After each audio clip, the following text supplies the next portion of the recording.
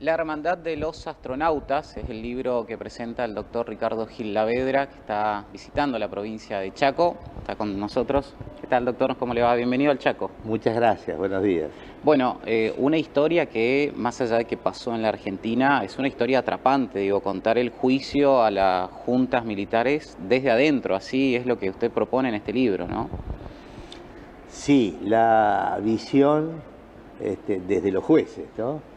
Desde el tribunal, cómo se organizó el juicio, cuál fue su arquitectura, sus dificultades, cómo vimos desde nosotros también la decisión política, y por cierto es tratar de arrojar un poco más de luz sobre un acontecimiento que fue como una especie de bisagra dentro de la transición democrática argentina. Usted hablaba de la decisión política. ¿Era fundamental la decisión política en ese entonces, digo, para lograr una condena de esas características?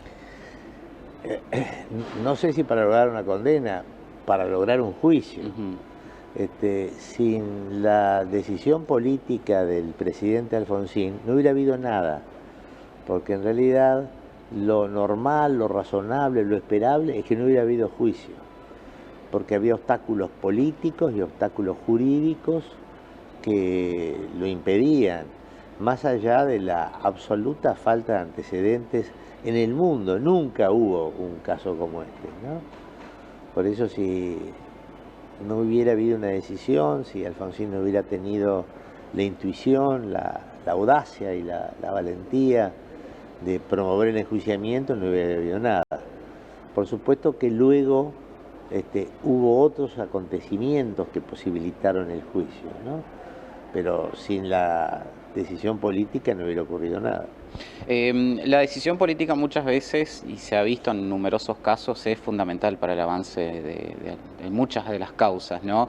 ¿Cree que eso es una cuestión que hay que corregir, que hay que mejorar, digo, cierta independencia del Poder Judicial del Poder Político hoy en la Argentina? A ver, acá estamos hablando de la decisión política de promover un enjuiciamiento, no una Sí. condena, ¿no? Y por supuesto me parece que todos tenemos que ser muy conscientes de que la independencia de la justicia es fundamental en una sociedad democrática y republicana. Y digo que es fundamental porque los jueces cumplen una función estratégica en una sociedad democrática. No solamente protegen los derechos, que son los que están descritos en las normas fundamentales, pero también los jueces son los que establecen cuáles son los límites al poder. Y para poder fijar los límites al poder, los jueces deben actuar con absoluta imparcialidad, y para eso tienen que ser independientes. Bueno, se conoció recientemente dos propuestas para integrar justamente la Corte Suprema de Justicia, máximo órgano judicial que tiene la Argentina. El doctor Ariel Lijo es una de las propuestas y el doctor Manuel García Mansilla. ¿Cómo ha tomado usted? ¿Qué opinión merece al respecto? A ver, yo me he manifestado, y lo he hecho también en el Colegio Público de la Abogacía de la Capital, en contra de la decisión. No hemos abierto juicios sobre los méritos de los candidatos. Uno es un juez de larga trayectoria y el otro es un académico que goza de prestigio, pero la decisión de integrar la Corte Suprema exclusivamente con hombres, hacerlo de esa manera va contra la corriente universal que hoy propugna la posibilidad de que haya una igualdad real de oportunidades entre el hombre y la mujer. Y el tema no pasa por la idoneidad, desde ya que tiene que haber idoneidad, pero la idoneidad también la tiene. Hay decenas de mujeres altamente calificadas para integrar la Corte, salvo que considera que hay idoneidad que solamente puede ser idóneo a los hombres, ¿no? Y esto ocurre porque hoy está fuera de toda duda de que durante siglos la mujer, por su condición de tal, ha sido no solo invisibilizada, sino también discriminada. Y los más elementales derechos políticos, patrimoniales y sociales, la mujer no los pudo gozar hasta hace relativamente poco. Ten en cuenta que la mujer no podía votar en algunos. Los primeros votos femeninos fue a principios del siglo XX. poder votar. La mujer era una incapaz de hecho en el Código Civil. La tutela de la ley penal, en el caso de que, bueno, tendría que tratarse también, por ejemplo, la violación de una mujer honesta. Claro. O que el marido solamente, en el caso de adulterio, si tenía manceba, en caso para la mujer. Es decir, el derecho configura también una cultura, y este desapoderamiento de la mujer necesariamente ha dado lugar ahora en las convenciones internacionales, en nuestra propia Constitución Nacional, de lo que se denominan las medidas de acción positiva, como es el cupo, por ejemplo, que es tratar de superar esta desigualdad con medidas de discriminación inversa. La necesidad, por ejemplo, ahora en los cargos electivos, de que sean iguales la cantidad de varones o de mujeres, y esto también debe verse, y lo dicen las propias convenciones internacionales, en la integración de un órgano tan importante como la Corte Suprema. Tiene que haber perspectiva de género. En consecuencia, no puede ser que esté integrada exclusivamente por hombres, ¿no?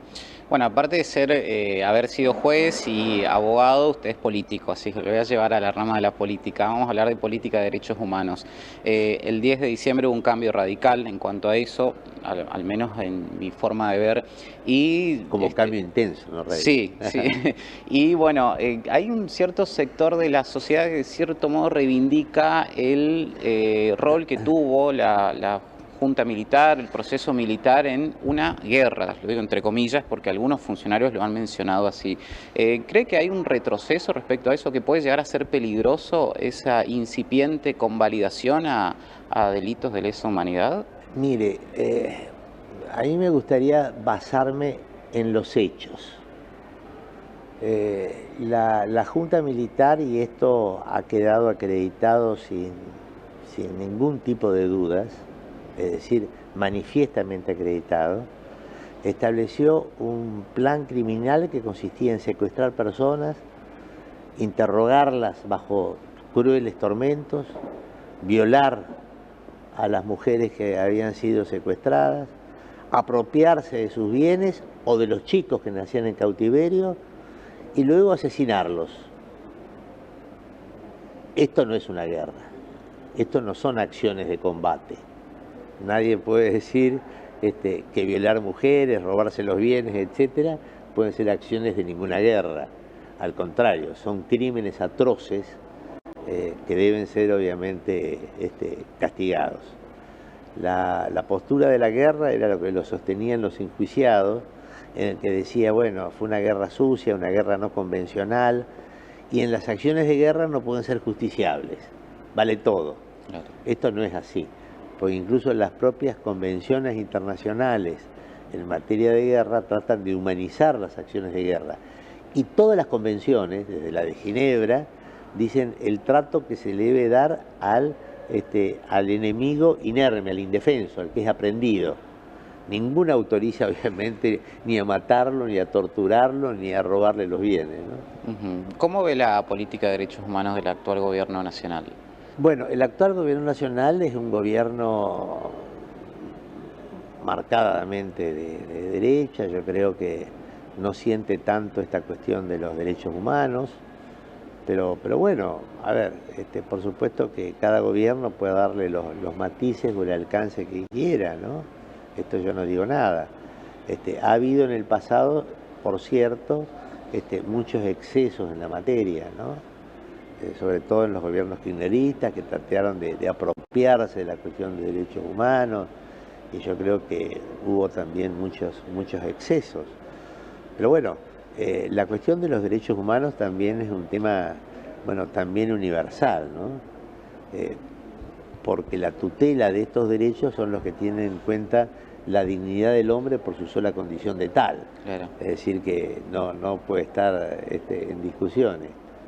Ahora, ¿cree que la democracia por ahí está siendo interpelada? No solo en la Argentina, digo, en todo el mundo. Vemos en países como El Salvador, bueno, Portugal, Bolsonaro en Brasil en su momento, Donald Trump en los Estados Unidos, de esa derecha férrea que logra convencer al electorado. Sí, hay muchos más casos, ¿no? Sí. Bueno, Polonia, Austria, Hungría, En Alemania, en el cual hay un partido neonazi que ha conseguido representación parlamentaria, Meloni en Italia, Le Pen en Francia, Vox en España.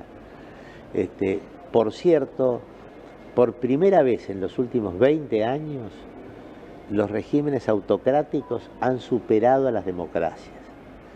Y es moneda corriente el avance que han tenido sobre todo estos partidos de ultraderecha en distintas partes del mundo, especialmente en Europa. Y esto creo que tiene que ver con cierto desencanto, con cierta frustración, con cierta bronca o rebelión ante los magros resultados que han dado los regímenes democráticos, ¿no? ¿Cómo ve el radicalismo en la Argentina? Bueno, a ver, se ha producido un cimbronazo muy fuerte en todo el país, ¿no? Porque la nueva administración, el nuevo gobierno que ha sido elegido por una enorme mayoría de argentinos, tiene formas inusuales, y yo creo que todo el mundo se está tratando de acomodar esos cambios. Y lo propio ocurre en el radicalismo, que sin duda perdió las elecciones, porque Juntos por el Cambio perdió las elecciones, en el cual no hay un punto de vista común todavía sobre cómo es la oposición que tiene que hacer. Si tiene que ser una oposición más articulada, más razonable, buscando también cooperar un poco con el gobierno, o si tiene una posición más dura, más férrea, etc. Yo creo que esto tiene que ver también con el impacto que ha tenido la nueva administración, y espero, bueno, que luego la polvareda empiece a bajar y las cosas puedan tomar su quicio, ¿no? La última, doctor, agradeciendo su tiempo. Corte Suprema de Justicia, el Poder Judicial en general, también se vienen cambios, o por lo menos se han anunciado cambios en cuanto al Código Procesal Penal, se enfrenta a nuevos desafíos. ¿Cómo ve el rol del Poder Judicial en un gobierno que usted lo acaba de decir, tiene por ahí métodos no convencionales o que nunca los hemos visto, al menos en la historia argentina? A ver, la puesta en marcha del acusatorio que se impulsó la semana pasada me pareció excelente. Me pareció excelente la decisión del ministro de Justicia de ponerle fecha y lanzarse. Y también que la Corte Suprema, la Procuración General de la Nación y la Defensoría General se sumaran a la iniciativa en un esquema de absoluta cooperación.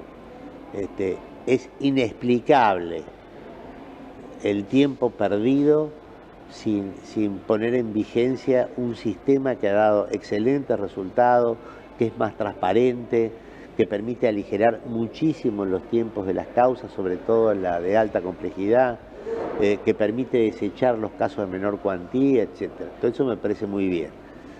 Y respecto, bueno, a la situación de la justicia, bueno, dos cosas.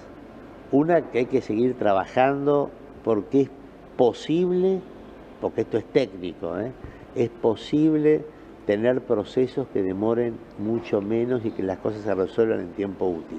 Esto es posible hacerlo. Y lo segundo, que me parece que en estos tiempos es muy importante preservar y robustecer la independencia de la justicia. Porque solo la justicia es la que puede asegurar que la política se desenvuelva dentro del margen de la Constitución Nacional. Usted dice solo en estos tiempos, más aún en estos tiempos. ¿Cree que está en riesgo esa independencia de la justicia en estos tiempos? No es que yo crea que esté en riesgo. Yo digo que en estos momentos es muy importante robustecer esa independencia judicial porque, repito, es la que permite que la única que puede asegurar que la política marche dentro de la Constitución. Esa es la tarea de la justicia, aparte de tutelar derechos. Gracias, doctor. No, muy amable. Gracias a ustedes.